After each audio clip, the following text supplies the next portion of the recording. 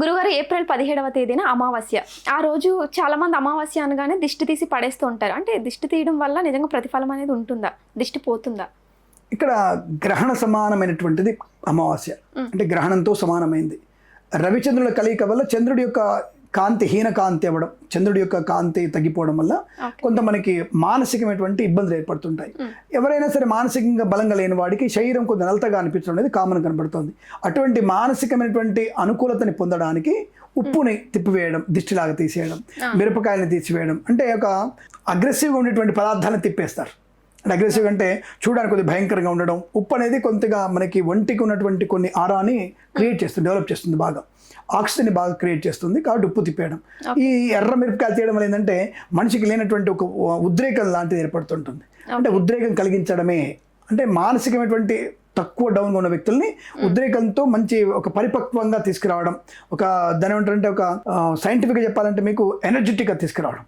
దానికి ఉప్పుకి మిరపకాయకి ఆ తత్వం ఉంది కాబట్టి కొంతమంది నిమ్మకాయతో కూడా తీస్తుంటారు. అది నిమ్మకాయ తీసి అనేది వ్యాపారస్తులు పెడతారమ్మా. అంటే ఒంటికి చేసేటువంటి దిష్టి తీయడం అనేది వేరు, షాప్కి తీసే దిష్టి వేరు, ఇంటికి తీసే దిష్టి వేరు. ఇంటికి అనేది పండు గుమ్మడికాయ కొట్టడం, బూడిద గుమ్మడికాయ కట్టడం, షాప్కి అయితే ఒక నిమ్మకాయ తిప్పేసి బయట విసిరేయడం, దాంట్లో పచ్చిమిరపకాయలు కుచ్చి దానికి కట్టడం, ఇవన్నీ కూడా జీడి గింజలు కడుతూ ఉంటారు. ఇలాంటివన్నీ అమావాస్యలో చేయాల్సిన అవకాశం ఉంటుంది. ముఖ్యంగా ఎవరైనా సరే ఇంటికి వ్యాపార స్థలాలకి గుమ్మడికాయ కట్టాలన్నా అమావాస్య బాగా ఉపయోగించుకోవడం మంచిది. అంటే మీరు ఉట్టికి కట్టడం కుదరదు. మీరు అమ్మవారి గుళ్ళో అర్చన చేయించి, అమ్మవారి దగ్గర కాళ్ళ దగ్గర పసుపు ఉంటుంది, కుంకుమ పసుపు. ఆ పసుపు కుంకుమని మనం గుమ్మడికాయ మీద ఏం చేసుకొని ఒక బ్యాగులో పెట్టుకొని జాగ్రత్తగా ఇంటికి తీసుకొచ్చేసి అక్కడ మనం దాంట్లో కట్టేసి తాళ్ళు కట్టేసి వేలాడదీస్తే అమావాస్య రోజు చాలా మంచి ప్రయోజనాన్ని పొందుకునే అవకాశం ఖచ్చితంగా ఉంటుంది. కాబట్టి మీరందరూ కూడా మీరు బూడిద గుమ్మడికాయని ఇలా అమ్మవారి గుళ్ళో అర్చన చేయించి కట్టుకున్న వారికి తప్పకుండా మీకు ఈ దిష్టి పోయకుండా.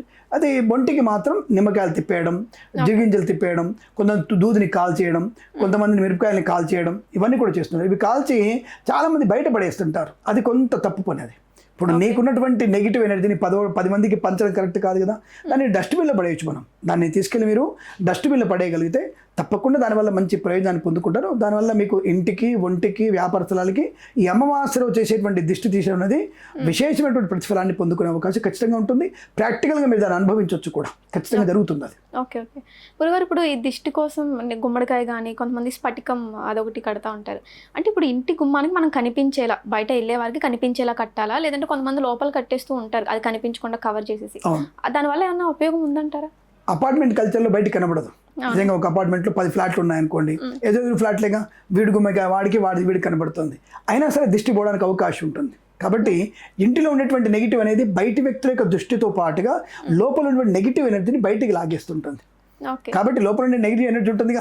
ఇప్పుడు ఆదిత్య నవగ్రహాల యొక్క ప్రభావం ఉంటుంది, అష్టదిక్పాలక ప్రభావం ఉంటుంది కదా. ఈ అష్టదిక్పాలకులకి అందరికీ కూడా ఈ గుమ్మడికాయ ఆహారంగా పనికి వస్తుంది. అంటే బలి, ఒక రకంగా బలి ఇచ్చినట్టు. కాబట్టి దానివల్ల ఉన్నటువంటి నెగిటివ్ ఎనర్జీ, గ్రహాల ఎనర్జీ, అష్టదిక్పాల ఎనర్జీ అంతా కూడా బయటికి, అంటే నెగిటివ్ ఎనర్జీ వచ్చేసి బయట ఆ బలి ఆహారం తీసుకొని ఇటువంటి గ్రహాలన్నీ కూడా మనకు తెలియకుండా బలిహారం చేస్తాయి. కాబట్టి గుమ్మడికాయ కుచించుకుపోవడం, అది పాడైపోయి నెగిటివ్ వాసన రావడం, చాలా మటుకు నెగిటివ్ వాసన వస్తుంటుంది. అంటే అనేక రకాల వాసనలు వస్తుంటాయి. అటువంటి వాసన కారణం అదే నెగిటివ్ ఎనర్జీ ఉన్నట్టే. కాబట్టి మీరు అది కట్టడం వల్ల, ఈ పండు గుమ్మడికాయ కొట్టడం వల్ల, ఈ అపార్ట్మెంట్ కల్చర్ లోపల ఉన్నా సరే కనబడకున్నా సరే కట్టడం వల్ల తప్పక ప్రయోజనం ఉంటుంది. దానివల్ల మీరు కట్టడం అనేది మంచి ప్రయోజనాన్ని కలిగిస్తుందని చెప్పవచ్చు మనం. ఓకే. ఇప్పుడు ఇంటి కోసం అయితే ఓకే, ఆ గుమ్మడికాయ స్ఫటికమే కడతారు. వ్యక్తిగతంగా దిష్టి పోవాలంటే ఈ నల్లదారం యూజ్ చేస్తుంటారు కొంతమంది. అంటే అమావాస్య రోజు నల్లదారం కట్టొచ్చా? దాంట్లో మళ్ళీ కొంతమంది ప్లెయిన్గా కట్టకూడదు, కొన్ని ముళ్ళు అనేవి వేయాలి అంటారు. అది దాని గురించి కొంచెం వివరంగా చెప్తారా? ఒకటి ఏంటంటే ఇందాక స్ఫటికం గురించి మాట్లాడుకున్నాం మనం. దాని గురించి మళ్ళీ ఒకసారి మీకు స్ఫటికం అనేది ఒకళ్ళ ఇంట్లో ఎప్పుడైనా సరే ఒకటి గుర్తుపెట్టుకోండి, విద్యా సంబంధ ఆటంకాలు వస్తున్నప్పుడు, భార్యాభర్తల మధ్య సమస్యలు వస్తున్నప్పుడు, పిల్లలు వక్ర మార్గం పడుతున్నప్పుడు మాత్రం పట్టికం కట్టాలి. మిగతా టైంలో పట్టికం అక్కర్లేదు. ఇది చెప్తున్నప్పుడు, ఇది ఇలాంటివి ఉన్నప్పుడు మాత్రమే పట్టికం కడితే ఆ ఇంట్లో సమస్యలు తప్పకుండా తీరిపోతాయి. ఇది మీకు విశేషంగా అమావాస్య కనుక మంగళవారం వస్తే ఇంకా విశేషం. మంగళవారం అమావాస్య వస్తే తప్పకుండా ఇలా కట్టండి. అది పట్టికం కడితే మాత్రం అది ఎర్రగుడ్డలో కట్టాలి.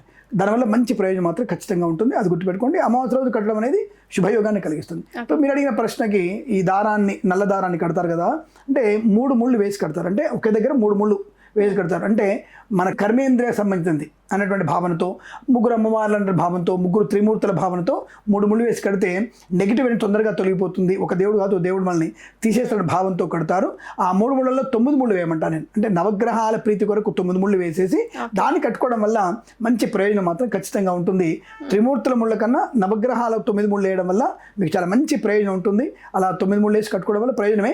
బట్ కాలికి, ఎడమ కాలికి కట్టాలి, కుడి కాలు కట్టాలనే విషయం కాదు. కాలు కట్టకూడదు, దాన్ని ఖచ్చితంగా మీరు ముంజేతి కట్టుకోవాలి. ఆడవాళ్ళు కనపడకుండా ఉండాలనుకున్నప్పుడు నడువు కట్టుకున్నా కూడా మంచిదే. అంటే మొలతాడులాగా ఉంటే నష్టమే లేదు. ఆడపిల్లలు మొలతాడు మీరు చిన్నప్పుడు చూసే ఉంటారు, ఆడపిల్లలు చిన్నప్పుడు కూడా మొలతాడు కడతారు ఆడపిల్లలకి. కాబట్టి మొలతాడు తప్పకుండా కట్టుకోవచ్చు, దానికి ఎటువంటి ఇబ్బంది లేదు. ఓకే గురు, అంటే అమావాస్య రోజు కట్టుకోవచ్చు. ఓకే గురుగారు, శుభమస్తు, అఖండ ఐశ్వర్యమస్తు. నమస్కారం. ప్రేమతో మీ కిరణ్ శర్మ.